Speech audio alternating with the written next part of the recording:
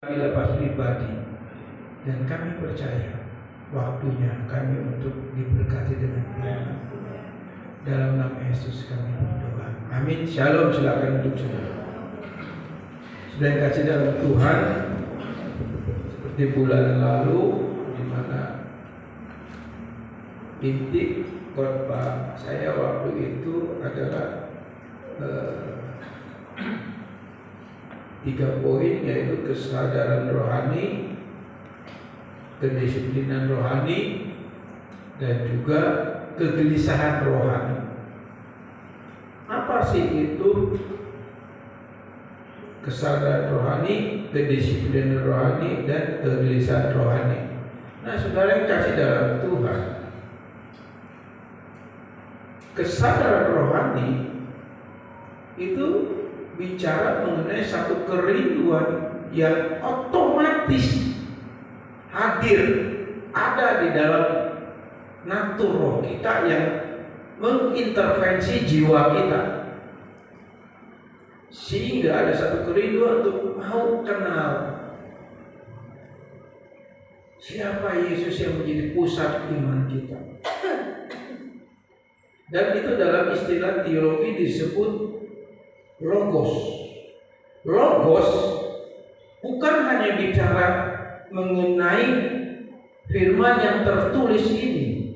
Ini benar, ini juga logos. Tapi untuk lebih dalam lagi mengenai logos, itu bicara mengenai intelektual rohani, atau bicara mengenai pengetahuan rohani, kecerdasan rohani, seperti itu. Jadi seorang yang punya kesadaran rohani, jujur, dia harus mempunyai pengetahuan firman yang benar. Dia harus memiliki pengetahuan firman yang betul-betul bukan hanya di dalam intelektualnya atau di dalam otaknya, tetapi itu menguasai roh dan jiwanya, sehingga itu teraplikasi mewarnai kehidupan kita sebagai orang Kristen. Itu bicara mengenai kesadaran rohani. Secara spesifik ya perlu lama saya jelaskan, itu intinya sudah. Tapi memang butuh waktu untuk menjelaskan tentang kesadaran rohani, kedisiplinan rohani, dan kegelisahan rohani. Itu butuh waktu, saya kira-kira 8 jam yang saya harus bawakan. Sangat-sangat padat sekali sebenarnya. Tapi itu intinya seperti itu. Penjabarannya memang harus detail sekali. Lalu berhubungan dengan yang namanya kedisiplinan rohani. Kedisiplinan rohani ini bicara mengenai apa? Ini bicara mengenai satu etika rohani, etos, yang disebut etos atau etika rohani. Sebagai seorang Kristen, kita harus punya etika rohani, etika firman di dalam kehidupan kita, yang harus mewarnai kita, bukan hanya di gereja, bukan hanya pada saat kita melayani Tuhan begitu luar biasanya, begitu kita ini seperti orang-orang yang saleh, orang-orang yang kudus, orang-orang yang benar, yang gak ada cacat celahnya. Kan kalau di gereja seperti itu, saudara. Termasuk saya sebagai hamba Tuhan, saya tentu menjaga sikap sopan santun saya di gereja. Saya nggak mungkin bicara sembarangan di gereja. Saya nggak mungkin bicara asal ngomong atau guyonan, enggak. Karena saya menghormati ini mimbar, ini hadirat Tuhan ada di tempat ini. Tapi etika itu bukan hanya sebatas di mimbar ini. Etika itu bukan sebatas saudara ibadah di tempat ini. Etika rohani juga harus nyata dalam kehidupan kita setiap hari. Harus teraplikasi dalam kehidupan kita setiap hari. Jadi etika rohani harus mewarnai kita, dan kehadiran kita untuk sesama juga harus mewarnai bahwa kita adalah garam dan terang dunia. Itu salah satu kedisiplinan rohani. Masih banyak lagi. Lalu bicara mengenai kegelisahan rohani. Kegelisahan rohani adalah satu manifestasi kehadiran Roh Kudus di dalam natur roh kita. Kalau kita sudah mengalami kelahiran baru dan kita percaya tubuh kita ini bait Allah, kalau kita percaya Roh Kudus sudah ada di dalam natur roh kita, kalau kita percaya kita sudah dibaharui oleh Roh Kudus, otomatis kegelisahan rohani menjadi satu alarm rohani bahwa kita harus selalu terhubung dengan Tuhan. Dan sekecil apapun pelanggaran dan dosa yang kita lakukan, baik dalam hati, dalam pikiran, dalam perbuatan kita, otomatis kegelisahan rohani menjadi alarm kita. Roh Kudus yang memberikan satu warning buat kita untuk kita sadar dan bertobat. Jadi pertobatan itu terjadi bukan setiap saat, bukan setiap minggu, bukan setiap pada saudara mau melayani Tuhan dan sudah bertobat, tidak. Tapi pada saat saudara jatuh dalam dosa sekecil apapun, engkau bertobat. Jadi pertobatan itu satu hari mungkin bisa 10, bisa 20 kali. Seberapa banyak engkau jatuh dalam dosa, engkau pasti bertobat. Jadi pertobatan itu mungkin satu hari bisa puluhan kali. Kalau engkau punya Roh Kudus, kalau engkau punya kegelisahan rohani, itu salah satunya. Tapi kegelisahan rohani juga bicara yang lain. Mengenai apa? Mengenai keintiman kita dengan Tuhan. Dan itu menjadi alarm kita pada saat kita dalam kehidupan kita sehari-hari. Apakah betul kita intim dengan Tuhan? Bukan masalah ketika kita ibadah di tempat ini, melayani di tempat ini, lalu kita membangun diri seolah kita intim dengan Tuhan. Tidak seperti itu. Karena keintiman dengan Tuhan itu berlaku setiap detik dalam hidup saudara dan saya. Itu salah satu kegelisahan rohani. Seperti worship leader tadi tempat ini, beliau bersaksi bahwa beliau jatuh dari plafon. Mana si bapaknya? Oh iya, sorry Pak, nggak kelihatan karena bapak gede ya. Jatuh dari plafon setinggi berapa meter? 4 meter. Kalau buatkan anugerah Tuhan, 4 meter bisa patah. Itu anugerah, bukan kebetulan. Tapi ketika beliau memang terhubung dengan Tuhan, Tuhan akan pelihara, Tuhan akan jaga. Jadi kegelisahan rohani itu bicara juga mengenai keintiman dengan Tuhan. Salah satunya masih banyak lagi poin-poin lain. Di mana kegelisahan rohani ini keintiman dengan Tuhan artinya apa? Artinya kita sadar rohani, disiplin rohani bahwa hidup kita di bawah otoritas firman Tuhan. Ini disebut hupos. Jadi ada logos, etos, dan hupos. Ini berhubungan dengan kesadaran rohani, kedisiplinan rohani, dan kegelisahan rohani. Hupos artinya kita sadar kita berada dan hidup di atas kita ada otoritas firman. Dan otoritas firman ini sekali lagi bukan kita merasakan bahwa kita dalam kehidupan kita, dalam pelayanan kita, ibadah kita benar-benar saat ini duduk dalam hadirat Tuhan. Tidak seperti itu juga. Artinya dalam keseharian kita pun firman Tuhan yang menjadi otoritas kita, berarti hidup kita dipimpin oleh firman Tuhan. Masih banyak lagi sudah, banyak lagi. Itu simpelnya begitu, praktisnya seperti itu.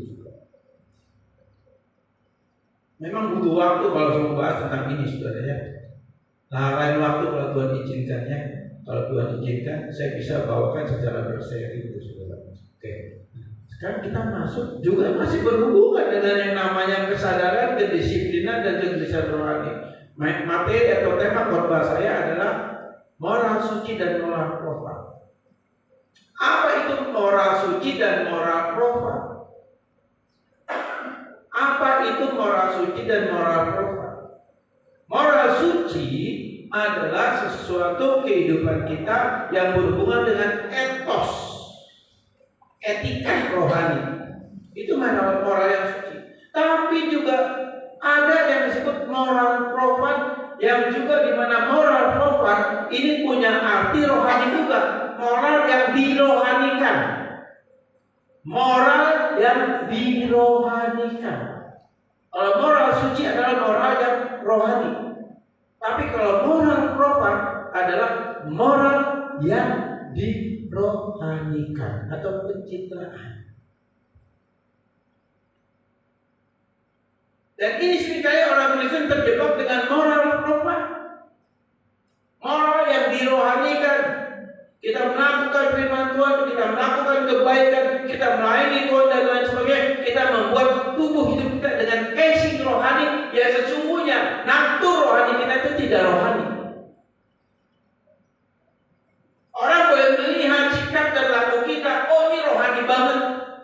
baik banget, suci banget, benar banget. Belum tentu. Itu kita bisa pakai casing di depan kita. Akhirnya kita pakai topeng rohani. Topeng rohani. Kan di gereja semua kalau bicara rohani sekali, saudara. Termasuk saya di tempat ini sebagai hamba Tuhan, kita bisa bicara rohani salah? Enggak, kita bicara rohani itu enggak salah dan itu benar. Tapi pertanyaannya di dalam keseharian kita sehari-hari, bagaimana? Apakah tetap sikap dan laku kita itu rohani atau dirohanikan? Ingat, Tuhan itu melihat hatimu, bukan casing. Tapi manusia, kita semua hanya bisa melihat casing daripada manusia itu sendiri. Jadi penilaian kita objektifnya karena orang ini rohani karena perbuatannya baik, benar, hamba Tuhan dan lain sebagainya. No, itu Tuhan tidak bisa dimanipulasi oleh kita. Itu moral profan. Dan itu sering terjadi dalam kehidupan kita. Yang Tuhan katakan kepada ahli Taurat orang Farisi adalah munafik. Jadi moral profan kan moral yang munafik. Walaupun itu mendapat nilai di mata manusia, tapi di mata Allah nol besar. Itu moral profan. Nah, saudara, kita akan baca Yesaya 64 ayat 6. Ya, Yesaya 64 ayat 6 saya akan bacakan, saudara ya. Ya. Yesaya 64 ayat 6. Demikianlah kami sekalian seperti seorang najis dan segala kesalahan. Nah, ini kesalahan di sini kesalahan moral profan, casingnya aja rohani, saudara ya. Kami seperti kain kotor, idah. Kami sekalian menjadi layu seperti daun dan kami lenyap oleh kejahatan kami seperti daun dilenyapkan oleh angin. Ya. Yesaya 13 dan Tuhan telah berfirman oleh karena bangsa ini datang mendekat dengan mulutnya dan memuliakan aku dengan bibirnya, padahal hatinya membatu yang dikatakan jaringan sebagai itu hati manusia itu licik ya. Menjauh daripada aku dan ibadahnya kepadaku hanyalah perintah manusia yang dihafalkan. Ini moral profan. Ini moral profan. Casingnya rohani. Kelihatannya benar, kelihatannya begitu Kristen sekali. Tapi di mata Tuhan itu ada dapat nilai. Saudara, saya nggak ngerti. Saudara di tempat ini beribadah atau melayani Tuhan di tempat ini baik worship, singkat, pemusik. Apakah karena cuma tugas atau karena status sebagai orang Kristen? Tiap minggu saya suka. Di dalam ibadah saya memuji dan menyembah Tuhan. Di dalam ibadah saya membawa korban persembahan bagi Tuhan. Bahkan mungkin setelah ibadah kita beres-beres waktu, kita pel di gereja dan lain sebagainya.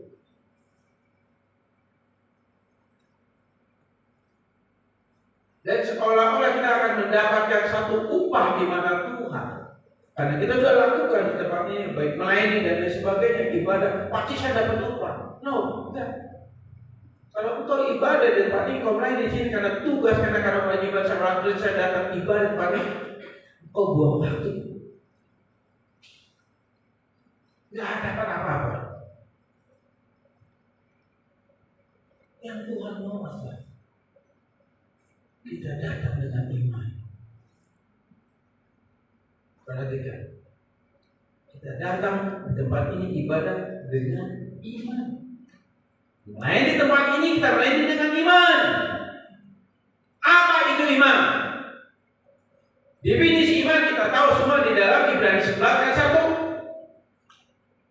Iman adalah dasar dari sesuatu yang kita harapkan, bukti dari sesuatu yang kita lihat. Kata iman adalah dasar dari sesuatu yang kita harapkan. Kata dasar di situ bicara instrument. Dalam bahasa asli itu iman ini menjadi satu jaminan, menjadi satu jaminan dari pengharapan kita. Jaminan dari pengharapan kita itu iman dasar sebagai jaminan pengharapan kita. Jaminan pengharapan kita ini bukan berarti pengharapan kita yang didasari iman untuk kita memohon meminta hal-hal yang bersifat duniawi, tidak. Tapi pengharapan di sini bisa kita harus jelaskan dulu, harus kita ngerti, fokus kepada pengharapan iman dasar dan sesuatu kita apa yang kita harapkan. Ini pengertian apa yang kita harapkan dalam Ibrani 11 ayat 1 itu bukan berarti pengharapan yang sifatnya kedagingan. Sakit pengen disembuhkan, beriman saya disembuhkan, beriman saya diberkati, beriman saya berhasil. Tidak. Ibrani 11 ayat 1 ini bicara itu. Tapi pengharapan di sini tentu pengharapan yang paling saya katakan didasari karena kecerdasan rohani, pengetahuan rohani. Itu yang saya katakan tadi apa? Kesadaran rohani. Jadi kesadaran rohani itu punya intelektual rohani yang saya katakan tadi logos, pengetahuan rohani yang bisa dipertanggungjawabkan, dan itu menjadi dasar pengharapan kita. Ketika kita berharap kepada Tuhan, ketika kita berdoa, beriman, berharap kepada Tuhan, tentu pengharapan kita harus didasari pengetahuan rohani yang benar, pengenalan akan Tuhan yang benar. Tanpa ini nggak bisa.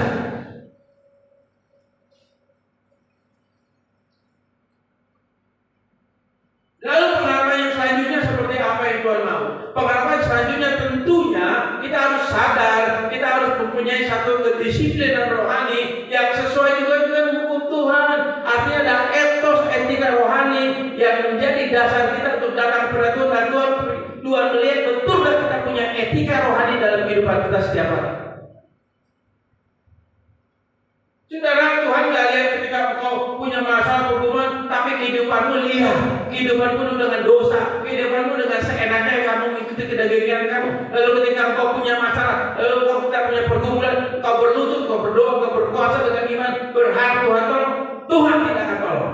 Sekalipun Tuhan tolong, itu bukan Tuhan yang kita sembah.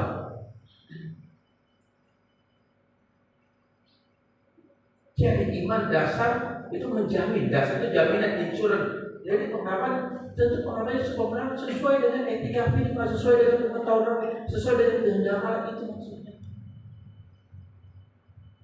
Jadi sudah dan saya datang ibadah ke tempat ini, dia melihat ada iman yang dibangun dengan yang dibangun oleh apa? Satu, karena saya mengasihi Tuhan. Yang kedua, karena saya punya kerinduan untuk datang sama Tuhan. Baru kau datang dapat berkat di tempat ini. Oke? Demikianlah kami sekalian seperti seorang najis, dan segala kesalahan kami ini merampokkan kami seperti kain kotor. Nah, saudara, perhatikan Yesaya pasal 64 ayat 6 ini, saudara. Kalau sudah perhatikan, di situ ada kalimat kami sekalian, kami sekalian. Artinya di sini termasuk Yesaya. Yesaya seorang nabi yang dipakai Tuhan. Dia nggak bicara kamu sekalian. Berarti kalau dia bicara kamu sekalian berarti Yesaya tidak termasuk. Nangkap saudara? Nangkap nggak? Berarti kalau kami berarti Yesaya termasuk di dalamnya. Yesaya sebagai seorang nabi yang besar yang dipercaya Tuhan di dalam pemerintahan kerajaan Yehuda saat itu, dan Yesaya melihat betapa bobroknya moral daripada kehidupan bangsa Israel yang ada di dalam kerajaan Yehuda. Mereka tetap beribadah, mereka tetap melakukan hal-hal ritual yang dituntut oleh hukum Torah. Mereka lakukan semua itu dan tidak ada cacat celah, tapi di mata Tuhan mereka cacat. Dan Yesaya sadar itu. Yesaya termasuk di dalamnya, terjebak di dalamnya, mengikuti ritual-ritual yang terjebak yang dilakukan secara natur manusiawinya, secara keagamawian. Yesaya terjebak juga, masuk ada di dalamnya, saudara. Tapi karena Yesaya punya kesadaran rohani, punya kedisiplinan rohani, punya kegelisahan rohani, Yesaya bertobat dan minta ampun, dia sadar. Demikian juga termasuk kita semua di tempat ini, termasuk Bapak Gembala di tempat ini. Kita harus jujur sama Tuhan. Kita harus terus mengontrolkan diri kita. Siapa kita? Bagaimana pelayanan kita? Bagaimana ibadah kita? Benar dan sesuai kehendak Tuhan atau tidak? Itu saudara. Jadi Yesaya betul-betul mengakui juga dia jatuh dalam dosa. Yesaya mengakui dia juga ada banyak kekurangan. Yesaya juga mengakui kadang-kadang dia terjebak dengan topeng-topeng rohani. Yesaya begitu terjebak, sehingga dia katakan kami sekalian termasuk Yesaya. Selanjutnya dikatakan segala kesalahan kami atau orang-orang seperti kami sekalian seperti seorang najis.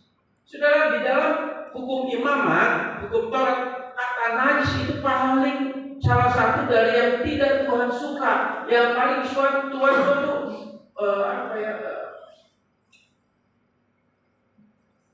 gak suka tuh jijik.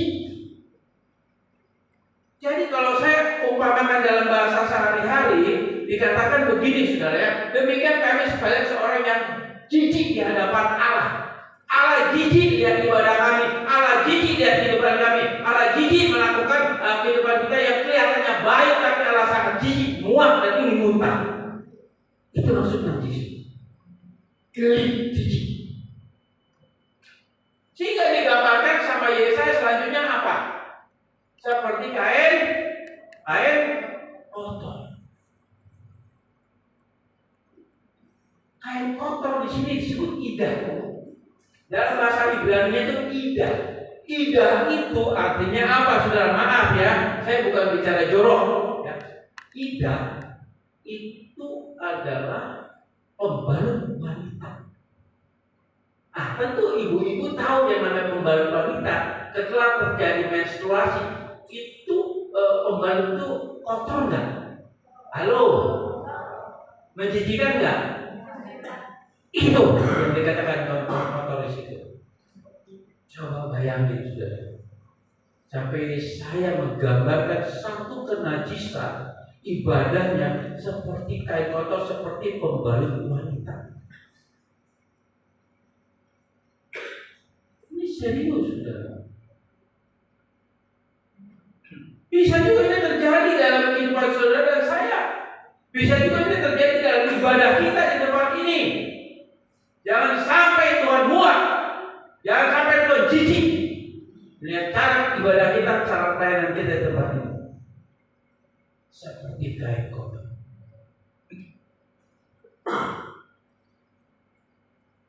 Ini adalah kesadaran rohani. Ini bentuk kedisiplinan rohani. Ini bentuk kegelisahan rohani. Yesaya setelah melakukan ini, dia ngapain? Dia bertobat.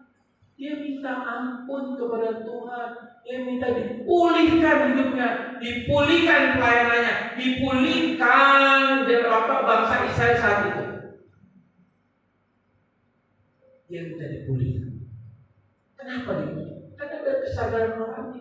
Ada satu kedisiplinan dia mau datang kepada Tuhan. Ada satu kegelisahan yang bertindak bertobat. Ini pertobatan itu penting. Bukti kesadaran, kedisiplinan dan kegelisahan rohani, dan itu harus mewarnai hidup kita setiap hari. Gitu sih, ya. Ya, diklik lagi lanjut.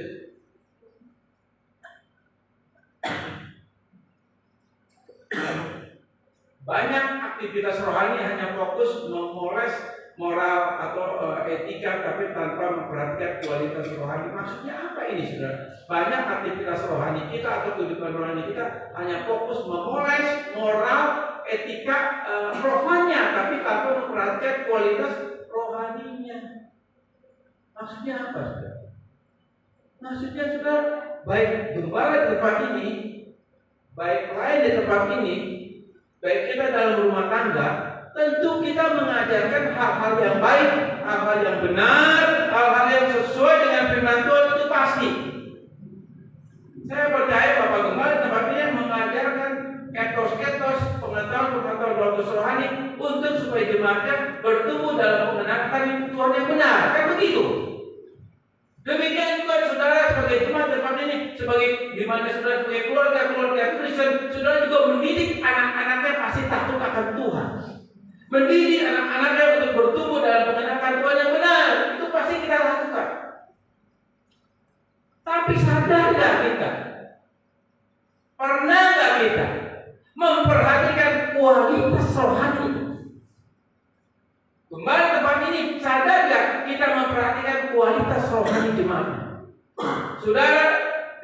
tangga, di dalam keluarga saudara, saudara memperhatikan anak-anak saudara mempunyai kualitas rohani. Bukan hanya casingnya hidup benar, hidup melakukan firman Tuhan dan sebagainya. Tidak, itu casing. Tapi kita perhatikan dong pertumbuhan rohani jemaat. Kita perhatikan dong pertumbuhan rohani keluarga kita, kedewasaan rohani kita. Ada nggak progresnya terus levelnya naik dan naik? Ini yang penting, saudara. Sebab ketika rohani kita terus bertumbuh, level demi level terus naik, otomatis casing kita nggak perlu pakai casing kemunafikan rohani kita. Otomatis itu akan teraplikasi, akan tetap kita menjadi garam dan terang di mana kita berada. Jadi kita jangan mentok hanya kepada memperhatikan casing luar, supaya orang bisa melihat oh sangat rohani, sangat baik, tidak. Tapi pernah nggak kualitas rohaninya diperhatikan? Ini yang lebih penting daripada kita menghimbau ayo berbuat baik, tapi nggak perhatikan pertumbuhan rohani. Ini bahaya, saudara. Dan banyak gereja lakukan itu.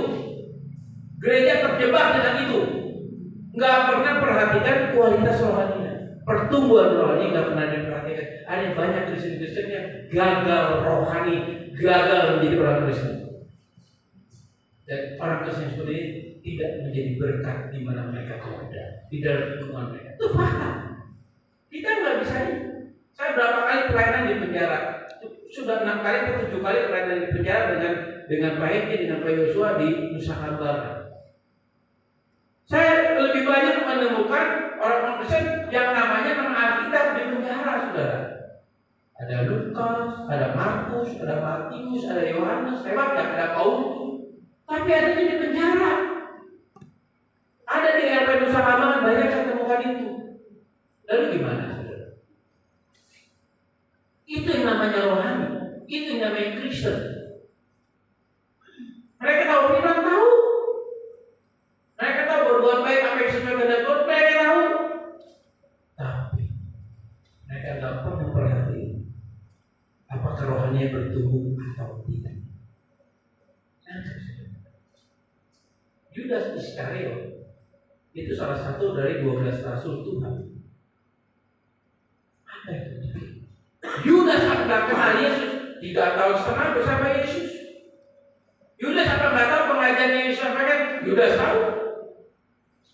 Tapi kenapa dia bisa menjual Yesus? Apakah Yesus tidak perhatikan pertumbuhan rohani Yudas? Kalau itu Yesus parah dong, salah dong. Tidak.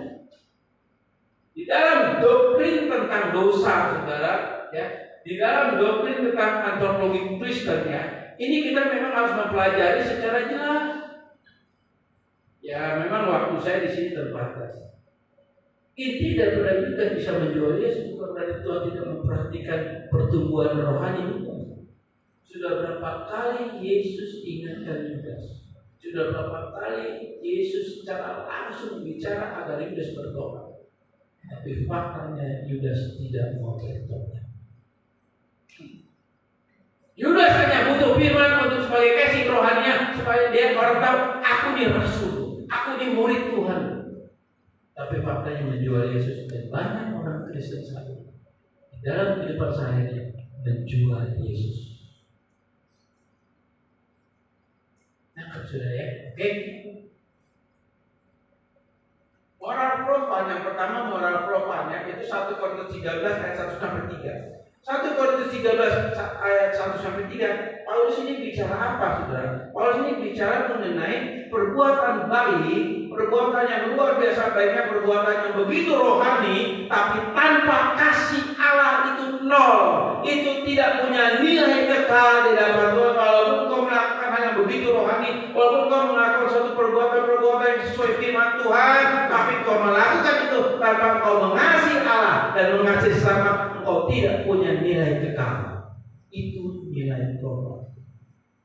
Jadi ketika kita melakukan segala sesuatu, melakukan karena kita menjadi pelaku firman dalam kehidupan kita ini, ya, kita menjadi pelaku firman harus didasari karena saya mengasihi Allah. Karena saya mengasihi Allah, saya harus melakukan firman-Nya dengan penuh tanggung jawab. Karena saya mengasihi sesama saya, artinya sesama kita, saya punya tanggung jawab untuk saya bisa membagikan firman, buah firman dalam kehidupan kita setiap hari. Dasarnya karena kita mengasihi, itu yang punya nilai kita. Nilai perubahan tidak melakukan karena mengasihi, tapi karena pencitraan, karena ingin dapat nilai di mata manusia, dapat pujian di mata manusia. Tapi dilakukan karena kasih. Kalau kita melakukan karena kita mengasihi Allah, kalau kita melakukan karena kita mengasihi sesama, walaupun kita terluka, walaupun kita dikecewai, walaupun kita disingkirkan, walaupun kamu didiskriminasikan, karena kita mengasihi, kita tetap tidak berubah melakukan hal yang baik kepada Tuhan.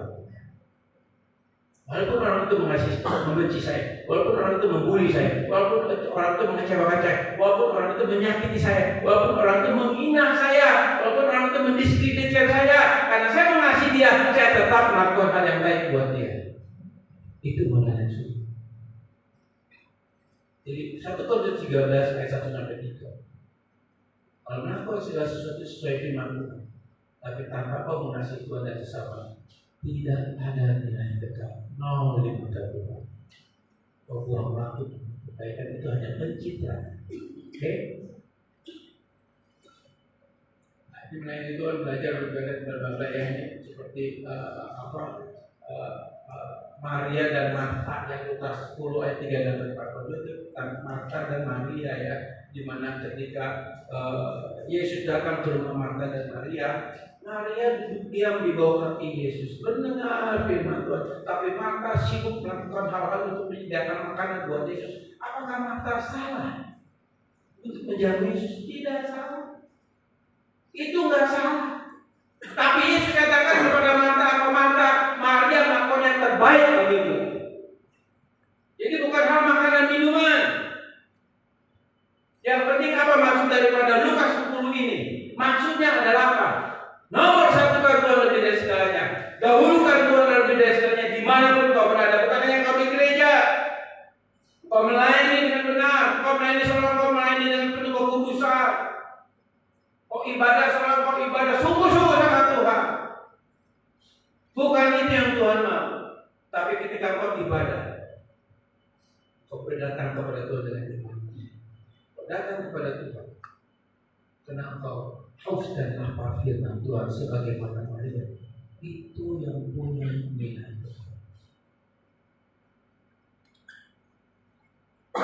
Saya kata di sini musik semua hadir dalam ibadah. Boleh tahu katakan pemusik?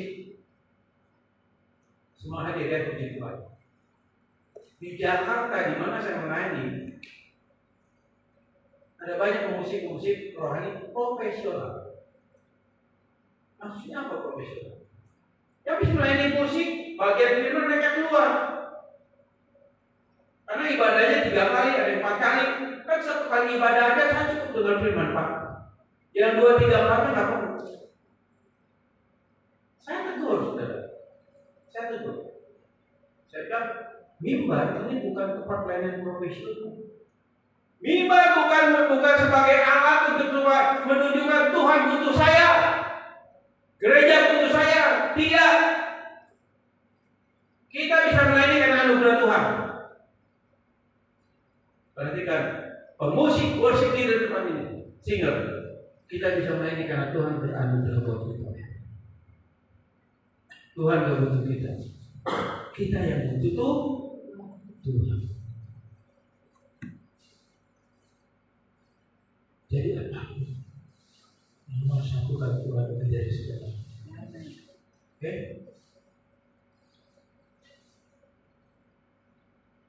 Perbuatan baik dalam pelayanan keluarga dan sesama karena tugas pengetahuan atau budaya keluarga dan sebagainya. Ini tadi sudah dijelaskan ya. Di dalam Markus pasal 7-8, percuma mereka beribadah kepada Aku sedangkan ajaran yang mereka ajarkan adalah berita manusia. Ini pencitraan rohani. Tadi saya sudah sampaikan saudara. Ya lanjut. Nah ini moral yang suci saudara. Ya. Ada benih Allah. Moral suci itu otomatis ada benih Allah. Di dalam 1 Yohanes pasal 3 ayat 9 dikatakan apa? Kamu sudah suci. Kamu sudah kudus. Kamu sudah tidak bisa berbuat dosa. Karena benih Allah atau Roh Kudus itu ada dalam hati, ada dalam roh. Ini bagi orang yang tubuhnya sadar rumah Tuhan, sadar bahwa kita ini bait Allah, sadar bahwa ada Roh Kudus yang sudah melahirkan kita, yang sudah memberikan iman dan pertobatan buat kita, hati dan menyatu dengan roh kita. Dia hadir, dia ada natur rohnya tuh, natur roh kita gabung dengan Roh Kudus, di mana di dalam Roma 3:23, karena dosa kemuliaan meninggalkan manusia. Artinya apa? Ketika orang tua rohani kita, orang tua pertama kita Adam dan Hawa jatuh dalam dosa, otomatis Roh Kudus itu meninggalkan tubuh daripada Adam dan Hawa. Saat disitulah Adam dan Hawa menerima kematian kekal, karena Roh Kudus sudah keluar. Natur rohani Adam dan Hawa setelah jatuh dalam dosa mati, binasa. Demikian juga saudara dan saya ketika kita dilahirkan dari kandungan ibu kita dilahirkan dalam keadaan natur rohani kita mati, binasa. Jadi dosa warisan itu menguasai hidup kita, bukan menguasainya natur daging kita saja, tapi dosa warisan juga menguasai natur rohani kita. Artinya kita binasa, kita masuk dalam kematian kekal kalau kita tidak dilahirkan. Kata dilahirkan itu degenerasi, artinya Allah sendiri secara aktif, Allah sendiri secara kedaulatannya, dia berotoritas, dia intervensi, dia melahirkan kita yang percaya kepada Yesus hingga kita dilahirkan dan kita kembali memiliki hidup yang kekal. Itu intervensi Allah. Saudara dilahirkan itu adalah intervensi Allah. Ya, salah satu intervensi Allah atau salah bukti kita dilahirkan yang tadi pertama saya katakan, kita pasti punya kesadaran rohani, kita pasti punya kedisiplinan rohani, kita pasti punya kegelisahan rohani. Itu ciri-ciri kita sudah dilahirkan. Nah, sekarang kita lihat seperti ini sudah punya benih Allah. Kamu sudah tidak bisa berbuat dosa lagi, hidupmu kamu sudah suci dan kudus, dan kamu adalah memiliki benih Allah. Itu 1 Yohanes 3:9. Dan artinya ini fakta. Di dalam diri kita ada dua natur rohani kita yang sudah suci dan kudus, lalu natur jasmani kita yang masih tetap berdosa. Tapi keberdosaan kita, natur daging kita ini sudah tidak ada mautnya lagi, sebab Tuhan sudah mati di atas kayu salib buat dosa saudara dan saya. Jadi dosa itu tetap ada di dalam tubuh daging kita. Ini dosa itu tetap ada. Jangan mungkin, bahkan saya katakan, setiap orang Kristen sejati ketika mati pun dia mati dalam keadaan berdosa. Tapi mati dalam keadaan berdosa di sini bukan berarti dosa yang ada mautnya, tidak. Tapi memang tubuh daging kita ini harus kembali menjadi tanah dan debu. Sebab Tuhan katakan di dalam Kejadian 3:19, dari situ kamu berasal, dari situ kamu diciptakan dari debu dan tanah, kamu harus kembali menjadi debu dan tanah. Nanti kita akan menggunakan tubuh yang baru, tubuh kemuliaan, sebagaimana ketika Yesus bangkit dari kematian. Kita akan menggunakan itu. Untuk kita menggunakan itu, tubuh daging ini harus dimatikan dulu, kembali ke tanah. Itu bukti kita berdosa. Tapi sekali dosa yang ada di dalam natur daging kita sudah tidak ada mautnya, sebab maut sudah Tuhan tanggung di atas kayu salib. Selesai. Jadi kehidupan surgawi itu tetap ada di dalam diri kita, karena natur roh kita sudah suci dan kudus. Natur roh kita sudah ada soe, kehidupan kekal, kehidupan surgawi soe disebutnya ada kehidupan kekal. Jadi kehidupan kekal itu, kehidupan surgawi itu sekarang sudah ada menjadi milik saudara dan saya. Karena benih Allah atau Roh Kudus itu sudah ada di dalam natur roh kita. Firman Tuhan katakan apa di dalam doa Bapa kami. Bapa kami di surga dikuduskan namamu. Datanglah kerajaanmu di bumi seperti di surga. Kata datanglah kerajaanmu di bumi itu artinya apa? Kerajaan Allah sudah hadir dalam kehidupan saudara dan saya yang sudah dilahirkan. Sekarang kita sudah punya kehidupan surga. Jadi kerajaan surga itu secara roh itu sudah ada di dalam natur kita. Sehingga kelak ketika dipanggil dalam kematian tubuh, natur roh kita yang sudah dalam kudus akan membawa kita ke dalam kerajaan. Dan itu pasti. Nah, itu janji Allah, itu firman Tuhan, itu hukum. Sudah tahu. Hukum Allah. Allah sendiri itu tidak bisa membatalkan hukumnya sendiri. Perhatikan. Allah itu punya hukum. Karena gambar Allah itu ada 3. Kesucian, kebenaran, dan hukum. Itu gambar Allah. Kesucian, kebenaran, dan hukum. Itu gambar Allah. Dan kesucian, kebenaran, dan hukum ini ada pada diri Allah. Ini identitasnya Allah yang adalah roh adanya. Nah, karena Allah itu hukum, berarti Allah sendiri tidak mungkin melanggar hukumnya. Dan Allah pun dalam tanda kutip harus tunduk dan taat kepada hukumnya sendiri. Dan disitu juga hukum. Allah saja tunduk kepada hukumnya. Saudara dan saya sebagai anak Allah harus juga tunduk kepada hukum Allah. Dan kerajaan surga sudah hadir dalam diri kita, berarti itu hukum. Berarti ketika hukum Allah atau hukum kerajaan surga sudah ada di dalam natura kita, otomatis saat kita dipanggil dalam kematian tubuh dan yang berdosa ini, kita akan kembali ke surga karena hukum itu sudah ada di dalam diri kita. Tangkap saudara ya. Kita belajar sedikit ya, biar agak pinter. Oke?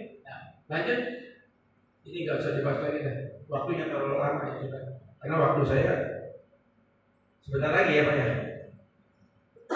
Ya, sebentar lagi ya. Berapa menit lagi? Masih setia kok. Kalau sampai jam 11 Pak, jemaat bubar Pak. Tapi nggak apa-apa, bubar boleh kasih persembahan dulu aja. Oke.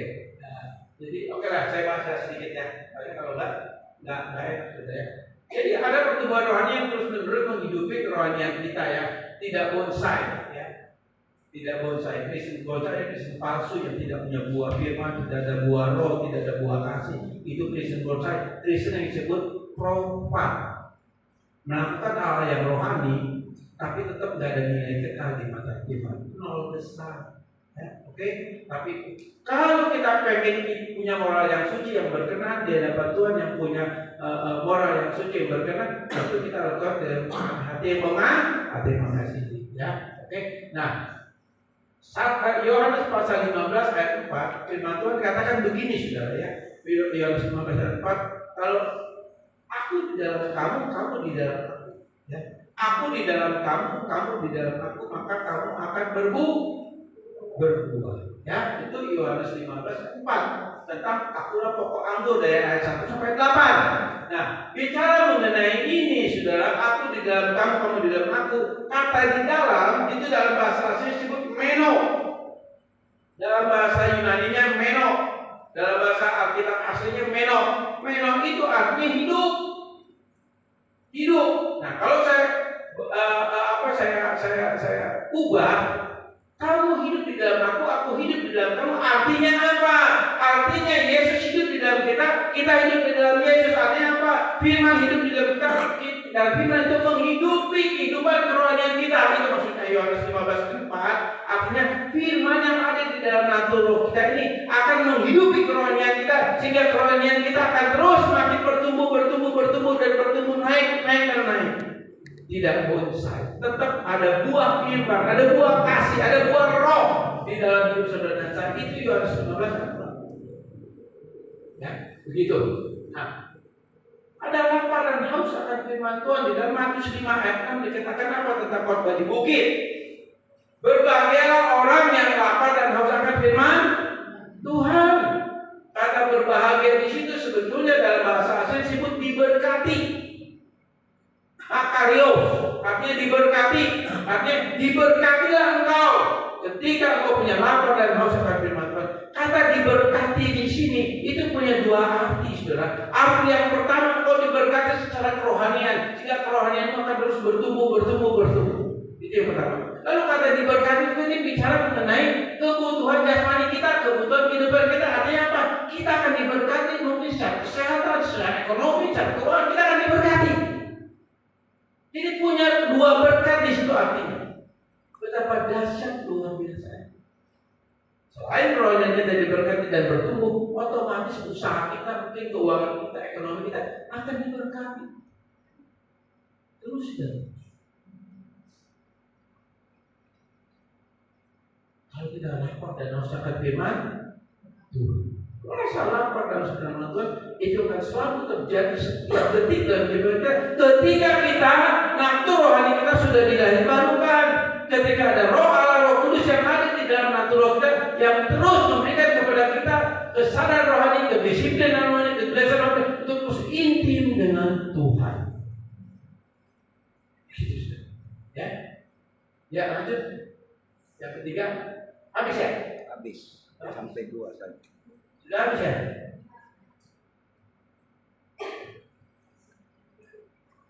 Kalau udah habis, ini ada satu lagi ya. 1 Petrus 1, 23 sampai 25 bisa ditayangin nggak? 1 Petrus 1 ayat 23 sampai 25. Ini yang terakhir. 1 Petrus 1 ayat 23 sampai 25. Bisa dibantu?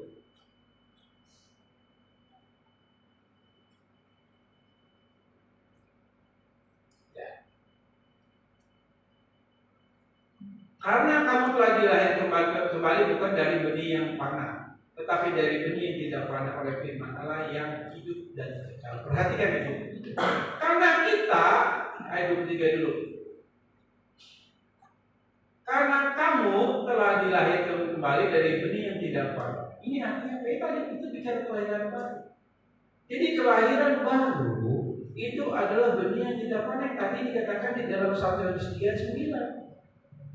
Kamu sudah suci dan kudus, kamu tidak bisa berbuat dosa lagi karena benih Allah, yaitu Roh Kudus, yaitu firman Tuhan.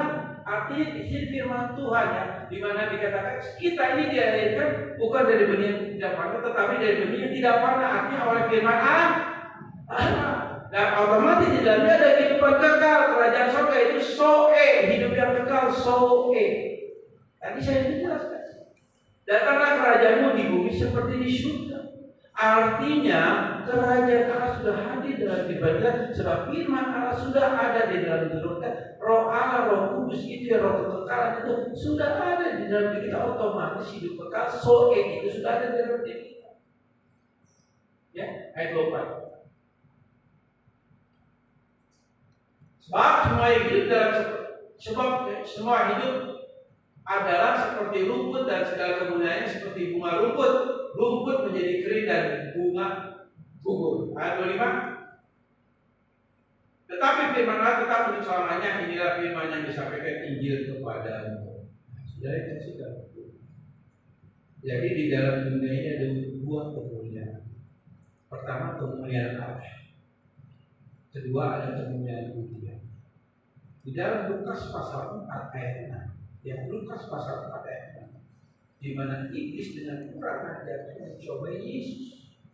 Iblis katakan apa? Sembah aku. Perhatikan, sembah aku, maka kemuliaan dunia ini akan aku berikan kepadamu. Itu kemuliaan. Dan kemuliaan dunia itu imitasi daripada kemuliaan Allah. Kemuliaan dunia itu palsunya daripada kemuliaan Allah. Kemuliaan dunia adalah KW2-nya dari kemuliaan Allah. Dan seringkali orang Kristen terjebak dengan ini. Buktinya apa? Pak, bukankah saya nggak menyembah berhala? Bukankah saya nggak datang ke tempat-tempat keramat seperti Gunung Kawi dan lain sebagainya, penyembahan-penyembahan begitu? Seperti juga ada lagi, banyaklah penyembahan-penyembahan berhala untuk supaya kita bisa sukses, bisa kaya, bahkan yang sakit dia sembuh. Kan banyak ditawarkan oleh iblis. Itu kan kemuliaan dunia. Dan banyak orang Kristen juga terjebak di situ. Walaupun kita nggak, saya nggak ke tempat berhala, saya nggak minta-minta ke orang pintar, saya nggak minta-minta ke si A ke si B. Itu secara mata kasar kita lakukan itu, kita nggak berani, karena kita tahu itu dosa, betul nggak? Dosa nggak? Dosa. Datang ke tempat berhala, kita ke orang pintar, ke orang orang dan supaya bertanya, dosa. Tapi sudah, kemuliaan dunia juga bicara seperti apa?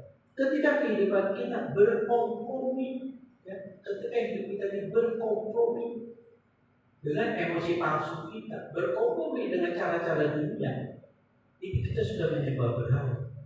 Kita sudah masuk dalam kemuliaan dunia. kita sudah mengkompromi dengan kemuliaan dunia. Atau usaha kita, pekerjaan kita yang melanggar hukum Tuhan, itu juga udah memuja iblis, udah memuja kemuliaan Tuhan, udah mencari kemuliaan dunia. Dan akhirnya apa? Iblis dengan itu. Cara kerja kita, cara usaha kita, cara pergaulan kita sama dengan hal yang dunia, itu berarti kita sudah berkompromi dengan kemuliaan dunia. Itu kita sebenarnya sedang membuka hati untuk kemuliaan dunia. Jadi iblis itu licik dan pintar, saudara. Dia tahu orang Kristen kalau salah itu datang ke tempat berhala, orang pintar dosa, dia tahu. Iblis tahu. Dan nggak mungkin kita lakukannya. Tapi kalau di sisi lain kita usaha, kita bekerja, ya, kita bergaul dengan cara-cara dunia, itu juga sama, saudara, kau menyembah berhala. Atau banyak juga praktek-praktek di gereja maupun di dalam organisasi Kristen yang lebih banyak melakukan dengan afeksi palsunya, dengan memanipulasi, dengan cara-cara emosi yang tidak terkontrol, dengan emosi-emosi, cara-cara yang seolah-olah dia rohani. Saya pendeta, kamu bukan pendeta. Saya hamba Tuhan, kamu bukan hamba Tuhan. Jadi saya seolah punya otoritas untuk membuat satu penghakiman, membuat satu status, kamu nggak layak dan sebagainya. Itu juga menyembah berhala. Hati-hati. Jadi kita harus memahami tentang doktrin-doktrin yang benar, tentang doktrin Allah dan doktrin Roh Kudus, doktrin Allah dan doktrin berhala, doktrin kristologi, doktrin daripada antropologi Kristen. Kita harus ngerti ini semua. Tanpa ini kita nggak bisa. Sekali lagi, saudara, satu hal sebelum saya tutup, orang yang menjadi Kristen sejati, 3 hal: punya kesadaran rohani, kedisiplinan rohani, dan kesadaran. Kesadaran itu berhubungan dengan intelektual rohani yang disebut logos, pengetahuan rohani. Tapi pengetahuan rohani di sini tidak akan bisa teraplikasi kalau kita tidak punya etos atau etika rohani. Etika rohani yang terus mewarnai hidup kita, bukan etika pencitraan. Etika rohani betul-betul lahir dari tubuh kita. Itu namanya mendisiplinkan diri sesuai dengan hukum Tuhan. Lalu yang ketiga, ketulisan rohani salah satunya apa? Adalah apa? Kita selalu bergumul untuk selalu tunduk kepada otoritas firman Tuhan itu. Atau bicara kayak bukos artinya kita tunduk di bawah hukum firman Tuhan. 3 hal kalau kita lakukan ini, dan kita saya percaya kita tidak terjebak dengan kemuliaan dunia. Kita ada di dalam kemuliaan. Ketika kemuliaan Allah hadir dalam diri kita, mewarnai hidup kita, percaya hidupmu di dunia dalam kemuliaan Tuhan yang sempurna. Kita berdoa. Saya undang untuk musik naik ke atas. Sebelum berdoa, kita akan nyanyikan satu lagu. Aku mengasihi Engkau Yesus. Yang lagu ini pasti sudah hafal. Aku mengasihi Engkau Yesus. Dan dia ini sebagai doa kita kepada Tuhan, sebagai komitmen kita kepada Tuhan, bahwa kita betul-betul mau tunduk di bawah otoritas Tuhan, mau tunduk di bawah otoritas firman Tuhan. Dan saya sudah mengucapkan seperti ini. Kita akan menyanyikan satu lagu ini. Haleluya. Saya undang jemaat kembali seperti ini.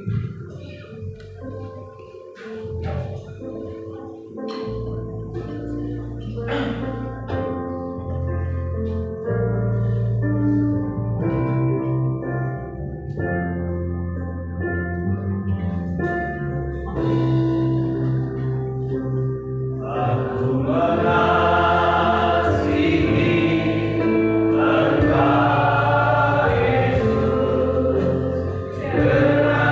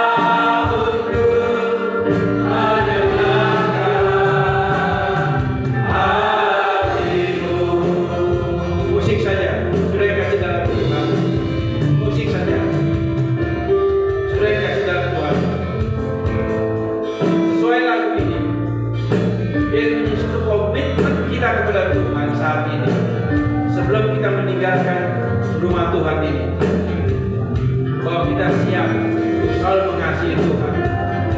Mengasihi Tuhan bukan hanya di gereja ini. Mengasihi Tuhan bukan hanya kau sedang melayani Tuhan atau beribadah kepada Tuhan saja. Tapi mengasihi Tuhan ini terjadi terus-menerus secara kontinuitas. Dari ke hari ke hari, bahkan dari detik demi detik napas hidupmu, kau tetap mengasihi Tuhan. Kenapa engkau bisa mengasihi? Karena ada Roh Kudus di dalam diri kita. Roh Kudus yang memampukan kita untuk bisa selalu mengasihi Dia. Dan itu bukan menjadi satu dalam arti kemanusiaan kita, tapi ini bentuk kita sadar rohani, kita disiplin rohani, kita dengan lisan rohani itu terus membangun keintiman dengan Tuhan dengan cara mengasihi Tuhan. Orang yang mengasihi Tuhan pasti mengasihi sesama. Lalu selanjutnya dikatakan apa? Renungkan firman siang dan malam. Ini komitmen, komitmen. Kalau orang yang mengasihi Tuhan pasti dia komitmen untuk merenungkan firman Tuhan dan siang dan malam. Jadi merenungkan firman Tuhan siang dan malam. Bukan saat itu kau bangun pagi merenungkan firman Tuhan, bukan itu. Tapi setiap hari dalam kehidupanmu, engkau terus melakukan dan menjadi pelaku firman. Bukos artinya apa? Tunduk di bawah otoritas firman. Artinya dalam kehidupan kita setiap detiknya kita hidup dipimpin oleh firman Tuhan. Saudara, biarlah ini menjadi komitmen dan doa kita. Mari kita nyanyikan lagi dengan sungguh.